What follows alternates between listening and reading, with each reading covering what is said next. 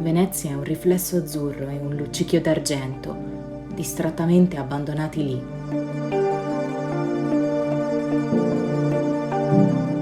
Perché alla fine Venezia è questo, un portico oscuro con 1000 storie da raccontare.